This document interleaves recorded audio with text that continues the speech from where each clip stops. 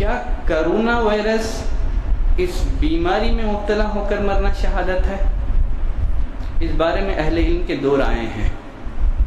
ایک رائے یہ ہے کرونا وائرس اس وبا میں مبتلا ہو کر مرنا شہادت ہے۔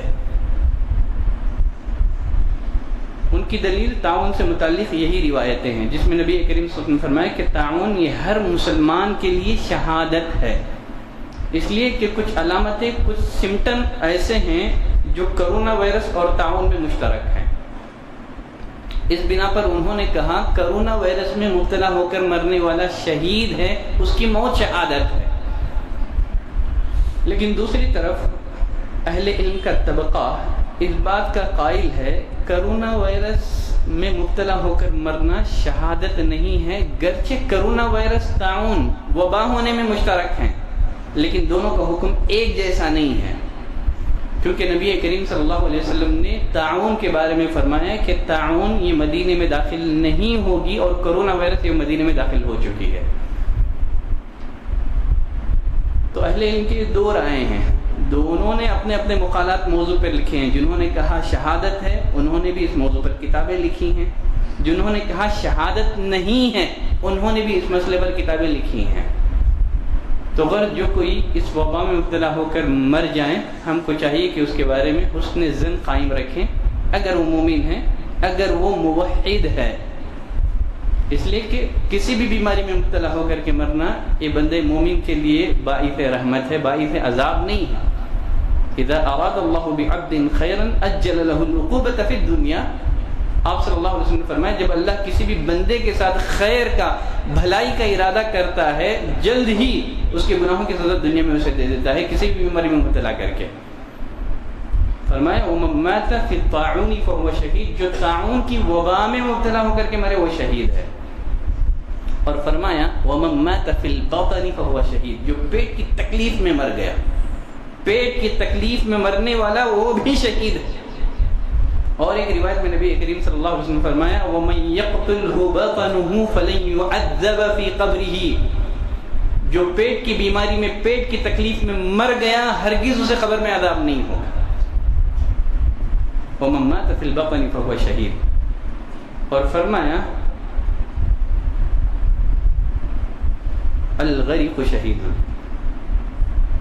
جو غرق ہو کر مر گیا، غرق ہو کر مرنے والا، سیلاب میں ڈوبنے والا وہ بھی شہید ہے، بشرطے کہ وہ خودکشی نہ ہو، بشرط یہ کہ مرنے والا موحد ہو، مومن ہو۔ ویسے نوح علیہ السلام کا بیٹا بھی طوفان میں ہی غرق ہوا تھا، فرعون کو بھی پانی میں ڈبو دیا گیا تھا، بشرط یہ کہ موحد ہو، مومن ہو۔ اگر وہ کسی سیلاب کی ضد میں آ جائے، اگر وہ کسی طوفان کے ضد میں آ جائے، آپ نے فرمایا پانی میں ڈوب کر مرنے والا یہ بھی شہید ہے۔ ابو ہریرہ رضی اللہ تعالیٰ عنہ کی اور ایک روایت میں نبی کریم صلی اللہ علیہ وسلم نے فرمایا الشہداء خمس، شہداء ان کی 5 قسمیں ہیں، اس میں سے ایک آپ صلی اللہ علیہ وسلم نے فرمایا وصاحب الہدم شہید، ملبے کے نیچے دب کر مرنے والا، گرتی عمارت کے نیچے دب کر مرنے والا یہ بھی شہید ہے۔ تو کسی ملبے کے نیچے دب کر مر گیا، آپ نے اس کو بھی شہادت سے تعبیر کیا۔ جابر بن عتیق رضی اللہ تعالیٰ عنہ کی ایک روایت میں نبی کریم صلی اللہ علیہ وسلم نے فرمایا اللہ کے راستے میں قتل کے سوا 7 اور لوگ شہید ہیں۔ اس میں سے آپ صلی اللہ علیہ وسلم نے اور کچھ 3 لوگوں کا آپ نے اضافہ کیا، اس میں سے ایک آپ نے فرمایا وصاحب ذات الجنب شہید، ذات الجنب اس بیماری میں مبتلا ہو کر مرنے والا وہ شہید ہے۔ ذات الجنب نیمونیا کی بیماری، بیماری میں نیمونیا کی بیماری میں مبتلا ہو کر کے مرنے والا شہید ہے۔ الحریق وصاحب الحریق شہید، جو جل کر مرنے والا ہے، خودکشی مقصود نہیں ہے، آگ لگ گئی جل گیا ہو، فرمایا وہ بھی شہید ہے۔ اور فرمایا والمرأة التي تموت بجمع فهي شہید، جو کوئی عورت بچے کو جنم دیتے ہوئے مر جائے وہ بھی شہید ہے۔ مسند احمد کی روایت میں نبی کریم صلی اللہ علیہ وسلم نے فرمایا کہ قیامت کے دن اس کا بچہ ناف کی آنت کھینچ کر کے اسے جنت میں داخل کرے گا۔ تو بچے کو جنم دیتے ہوئے اگر کوئی عورت مر جاتی ہے، آپ نے فرمایا اس کی ایک موت بھی اس کے لیے شہادت ہے۔ حسن خاتمہ کی ایک علامت آپ سے یہ بتائی، السل شہادہ، سل یہ بھی شہادت ہے۔ سل کیا ہے؟ ٹی بی کا مرض ہے، بشرط یہ کہ آدمی اس مرض میں حرام خوری کی وجہ سے مبتلا نہ ہوا ہو، تمباکو نوشی کی وجہ سے مبتلا ہوا ہو، تو یہ شہادت نہیں ہے، خودکشی ہے۔ وہ سل و شہادہ، آپ نے فرمایا سل کی جو بیماری ہے، ٹی بی کا جو مرض ہے، یہ بھی مسلمان کے لیے، مومن کے لیے شہادت ہے۔ آدمی اپنے جان و مال، عزت اور آبرو، اپنی دین کی حفاظت میں مارا جائے تو یہ بھی شہادت ہے۔ نبی کریم صلی اللہ علیہ وسلم نے فرمایا من قتل دون مالہ فہو شہید، جو اپنے مال کی حفاظت میں مارا جائے وہ شہید ہے۔ ایک شخص نبی کریم صلی اللہ علیہ وسلم کی خدمت میں حاضر ہو کر کے عرض کرنے لگا، اللہ کے رسول اگر ڈاکو میرا مال مجھ سے چھینے تو میں کیا کروں؟ آپ صلی اللہ علیہ وسلم نے فرمایا فلا تعطیہ، اپنا مال اسے مت دو۔ کہ اللہ کے رسول اگر وہ لڑائی کرے، آپ نے فرمایا تم بھی اسے لڑائی کرو۔ کہ اللہ کے رسول اگر وہ مجھے قتل کر دے، آپ نے فرمایا تب تو شہید ہے۔ تو من قتل دون مالہ، جو اپنی مال کی حفاظت میں قتل کیا جائے وہ شہید ہے۔ ومن قتل دون اہلہ، جو اپنے اہل و عیال کی حفاظت میں قتل کیا جائے وہ شہید ہے۔ ومن قتل دون دینہ فہو شہید، جو اپنے دین کی حفاظت میں قتل کیا جائے وہ شہید ہے۔ ومن قتل دون نفسہ فہو شہید، جو اپنی جان کی حفاظت میں قتل کر دیا جائے وہ شہید ہے۔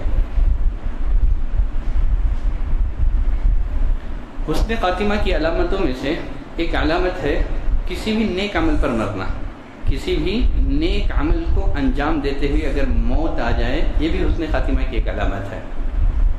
نبی کریم صلی اللہ علیہ وسلم نے فرمایا من قال لا الہ الا اللہ ابتغاء وجہ اللہ ختم له بها دخل الجنہ، جس کسی نے اللہ کو خوش کرنے کے لیے لا الہ الا اللہ کا اقرار کیا، ثم ختم له بها، پھر اس اقرار کے بعد اس کی موت آ گئی، وہ جنت میں جائے گا۔ ومن صام یوما ابتغاء وجہ اللہ، جس نے اللہ کو خوش کرنے کے لیے، اللہ کی رضا حاصل کرنے کے لیے روزہ رکھا، صوم رکھا، صوم کی حالت میں ہی وہ مر گیا، وہ جنت میں جائے گا۔ یہاں ایک بات ذہن میں رکھیں، رمضان میں مرنا یہ حسن خاتمہ کی دلیل نہیں ہے، علامت نہیں ہے۔ ہاں صوم کی حالت میں مرنا یہ حسن خاتمہ کی دلیل ہے، علامت ہے۔ لوگوں میں مشہور ہے کہ رمضان میں مرنا اچھی موت ہے، اس بات کی کوئی دلیل نہیں ہے۔ ہاں حالت صوم میں مرتا ہے، روزے کی حالت میں مرتا ہے، یہ حسن خاتمہ کی علامت ہے۔ فرمایا ومن تصدق بصدقہ، اگر آدمی اللہ کو خوش کرنے کے لیے صدقہ کرتا ہے، صدقہ دیتے ہوئے اگر اس کا انتقال ہو جائے، وفات ہو جائے، آپ نے فرمایا وہ جنت میں جائے گا۔ حالت احرام میں فوت ہونے والے آدمی کے بارے میں نبی کریم صلی اللہ علیہ وسلم نے کیا فرمایا؟ عبداللہ بن عباس رضی اللہ تعالیٰ عنہ فرماتے ہیں ایک شخص میدان عرفہ میں نبی کریم صلی اللہ علیہ وسلم کے ساتھ ٹہرا ہوا تھا، اونٹنی سے گرنے کے نتیجے میں اس کی موت واقع ہو گئی۔ آپ صلی اللہ علیہ وسلم نے فرمایا اس کو احرام کی 2 چادروں میں کفن دو، اس کے چہرے کو مت ڈھانکو، خوشبو نہ لگاؤ، فَإِنَّ اللَّهَ يَبْعَثُهُ يَوْمَ الْقِيَامَةِ يُلَبِّي، قیامت کے دن قبر سے اٹھے گا تو لبیک کہہ رہا ہوگا، تو لبیک کہتے ہوئے اللہ اسے قبر سے اٹھائے گا۔ تو کسی بھی نیک عمل پر وفات پا جانا، کسی بھی نیک عمل کو انجام دیتے ہوئے مرنا، یہ حسن خاتمہ کی علامت ہے۔ برا بن عازب رضی اللہ تعالیٰ عنہ کی ایک روایت میں نبی کریم صلی اللہ علیہ وسلم نے فرمایا اذا اتیت مسجعک، جب تم رات میں سونے کے لیے بستر پر آؤ، جس طرح تم صلاۃ کے لیے وضو کرتے ہو، نماز کے لیے وضو کرتے ہو، اس طرح وضو کرو، پھر دائیں کروٹ لیٹ جاؤ، پھر یہ دعا پڑھو اللہم اسلمت نفسی الیک وفوضت امری الیک ووجہت وجہی الیک والجأت ظہری الیک رغبتا ورہبتا الیک لا ملجأ ولا منجأ منك الا الیک آمنت بکتابک الذی انزلت آمنت بکتابک الذی انزلت وبنبیک الذی ارسلت۔ اگر کوئی آدمی یہ دعا پڑھتا ہے، آپ صلی اللہ علیہ وسلم نے فرمایا اگر اس رات تیری موت واقع ہو گئی، برا بن عازب سے آپ نے فرمایا فَإِن مُتَّ مِن لَيْلَتِكَ، اگر اس رات تیری موت ہو گئی تو فطرت پر تیری موت ہوگی. فرمایا ان کلمات کو تم اپنے رات کے آخری کلمات بناؤ. سید الاستغفار، اس کی کیا فضیلت ہے؟ سید الاستغفار اللهم انت ربی لا الہ الا انت خلقتنی انا عبدک وانا على عهدک ووعدک ما استطعت اعوذ بک من شر كل ما صنعت ابوء لك بنعمتک علی ابوء بذنبی فاغفر لي فانه لا يغفر الذنوب الا انت. اس دعا کو سید الاستغفار کہا جاتا ہے. نبی کریم صلی اللہ علیہ وسلم نے فرمایا کہ اگر کوئی آدمی یقین کے ساتھ صبح میں یہ دعا پڑھتا ہے، یقین کے ساتھ، اگر شام ہونے سے پہلے اگر وہ مر گیا وہ جنت میں جائے گا. اگر شام میں کوئی آدمی اس دعا کو یقین کے ساتھ پڑھ لے، ایک دفعہ یقین کے ساتھ اس دعا کو پڑھ لے، رات میں ایک دفعہ کسی بھی وقت پڑھ لے، صبح ہونے سے پہلے اگر اس کا انتقال ہو گیا، اگر وہ مر گیا تو جنت میں جائے گا. تو یقیناً کسی بھی نیک عمل کو انجام دیتے ہوئے مرنا یہ حسن خاتمہ کی علامت ہے.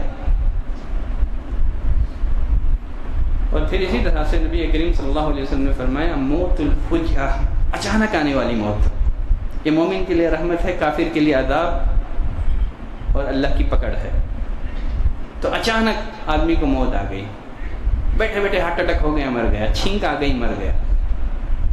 نبی کریم صلی اللہ علیہ وسلم نے فرمایا کہ یہ جو اچانک آنے والی موت ہے یہ بھی مومن کے لیے رحمت ہے. تو غرض حسن خاتمہ کی کچھ علامتیں جو کتاب اور سنت میں بیان ہوئی ہیں میں نے اس کا تذکرہ کر دیا ہے. تو ہر مسلمان کو چاہیے کہ دین پر ثابت قدمی رہے، ایمان کو مضبوطی سے تھامے رہیں، نیک اعمال بجا لاتے رہیں، اس لیے کہ اللہ نے اس کو جو زندگی عطا کی ہے، زندگی میں اس کا جو عمل ہوگا اسی عمل پر اس کا انتقال ہوگا، اسی عمل پر وہ وفات پائے گا. تو غرض اللہ سے دعا کرتے ہیں کہ پروردگارہ تو ہمیں حسن خاتمہ نصیب فرما، بری موت اور برے خاتمے سے اللہ تو ہماری حفاظت فرما.